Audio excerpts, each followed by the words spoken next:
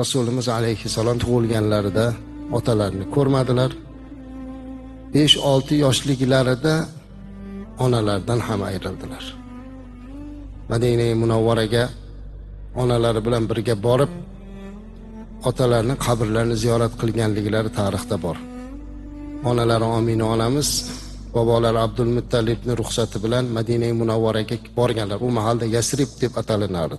Turmush o'rtoqlaridan keyin yosh ayol zaiflashib, ranglari za'faronlashib, qaddlari bukilib qolganini ko'rgan Abdul Muttalib bobolari kelinlari Omina onamizni chaqirib, bir Yasribga borib kelinglar, bir havo almashtiringlar, nabira Muhammadni ham olib olinglar. Va shu asnoda Abdulloh o'g'lining qabrini ham bir ziyorat qilasizlar degan ma'noda Yasribga yuboruvdilar. Yasribga borganlarida yonlarida hamisha hamroh bo'lib Umma Aymana degan bir ayol birga bo'lganlar. Umma Aymana qora tanli ayol bo'lganlar, lekin eng baxtli ayol, chunki Rasulimiz alayhissalomni enagalari bo'lish baxtini olib, mana 14 asrdan o'tibdiki, biz Umma Aymana deganda ko'zimizga yosh olib eslab kelyapmiz. Umma Aymana onamiz birga bo'lganlar.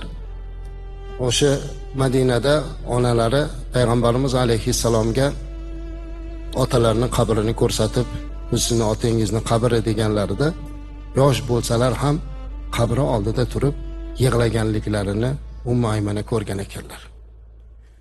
Keyin Madinadan Makka tomonga yurgandan keyin Abva degan qishloqqa kelganlarida onalarini qattiq kasallik tutib qoldi.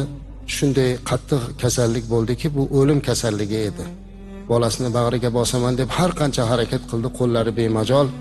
Mana shu joyda Rasulimiz alayhisalom onalarini oldida tiz cho'kib, cho'kka tushib, qo'llarini ushlab turgan holatlarida Omina onamiz jon berdilar.